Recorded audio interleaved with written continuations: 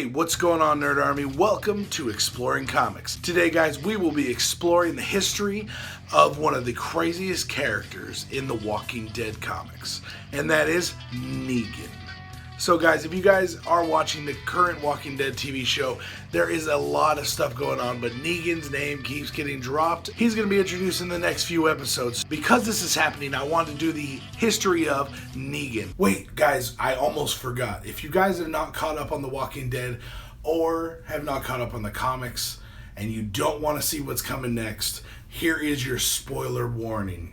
So, guys, from here on, there will be major spoilers ahead, so make sure you guys are sure. If not, go watch The Walking Dead, wait until after the season, and come back and watch this. Now, what I'm going to do for this one, because the character hasn't been around all that long, I'm actually going to go through, give you the story that brought him into The Walking Dead, and tell you some of his more dark traits. So, guys, let's get into it. Rick and company meet Jesus, who introduces them to a much larger world. Jesus let them know he travels around trying to find new trade routes for his community. Jesus convinces them to return to his community to meet the leader, Gregory. This is when we find out about Negan, a man who was using mafia-style tactics to trade protection for half the supplies for each community. Rick makes a deal with Gregory, taking out Negan and the Saviors in exchange for the much-needed food and supplies. After leaving the hilltop and their newfound allies, Rick and the group run into a small group of Saviors, but they take them out quickly, all but one, leaving one alive to tell the story and pass the message on to Negan. The hilltop is off limits. Back at Alexandria, Rick and the others take down some saviors that are outside Alexandria. And after this skirmish, they decide to head back up to the hilltop to ask Jesus and the other people at the hilltop for some help.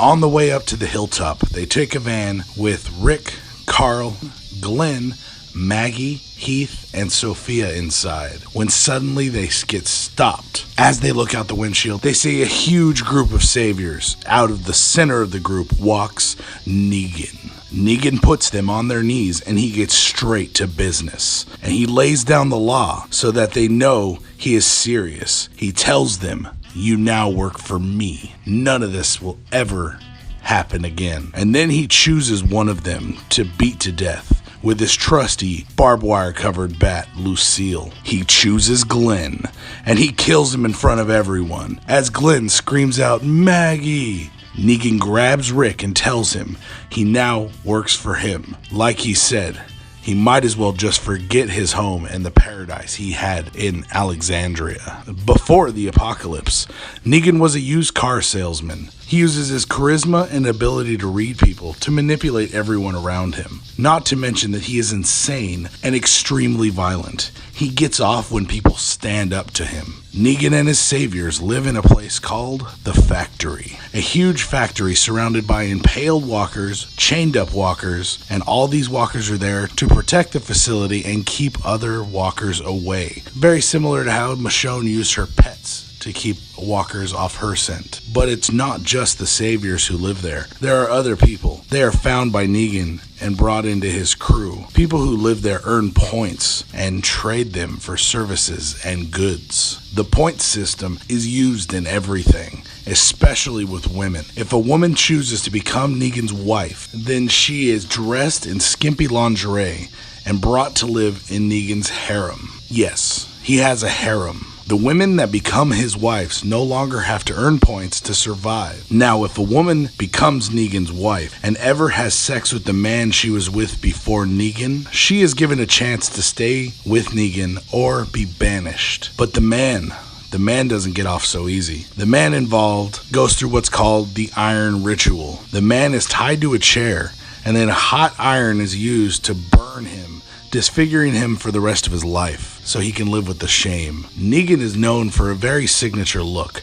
His black leather jacket and always carrying his baseball bat wrapped in barbed wire he affectionately calls Lucille. He often professes his love for Lucille and definitely has an unhealthy relationship with his baseball bat. He is a complete sociopath and he gets off from hurting people. He gets off even more when the people he's hurting decide to fight back. Aside from all this, Negan has one thing he's against, and that is physical brutal rape. Once one of his men was attempting to rape a young woman, and Negan threw him off the woman. This is seemingly the only line Negan will not cross. He got Rick to follow his rules. He tormented the town of Alexandria until Rick couldn't take it anymore. Rick, the people of Alexandria, and the surrounding communities all teamed up because it's time for all-out war. The battle was epic, and there were losses on both sides, but Negan got extremely dark during this fight. Negan also smeared walker guts all over the blades, making them biological weapons. They also made it rain down grenades throughout Alexandria. During this epic battle, Rick gets the drop on Negan finally, and he has the chance to kill him. But Rick makes the choice to instead let Negan live. He locks Negan in an Alexandria basement. He tells Negan that I am not gonna let you die. I'm gonna make you live and watch us live and grow right there in your cage. And there Negan has stayed. As you guys can see, Negan is a very complicated character, and he's got some crazy shit in his life. But guys, we are getting so close to the AMC's The Walking Dead revealing Negan for the first time. So if you guys don't know, he will be being played by Jeffrey Dean Morgan, which this guy is no stranger to comic book movies. He's got Watchmen. He also did The Losers. He's an amazing actor. He's also going to be playing Thomas Wayne in the upcoming Batman v Superman. So I'm excited for this, guys. He's going to pull off Negan to a T. Now, do you guys think he's going to be as vulgar and as dark as he is in the comics? Or do you think they're going to tone it down for TV? Let me know what you guys think down in the comments down below. Also, let me know what you guys thought about this history up down in the comments below as well, guys. Thank you very much for tuning in, and I hope you guys enjoyed this one. If you'd like to suggest anyone for me to explore the history of, or any character in comics, put it down in the comments down below, and I will take care of it. But thank you guys very much for tuning in. I will see you next time right here on Nerdsmerized for another episode of Exploring Comics. See you later, guys. Peace out. If you liked the video you just saw, make sure you rate it with that big thumbs up. Make sure you subscribe so you can check out all the other nerdy videos we have just like this one.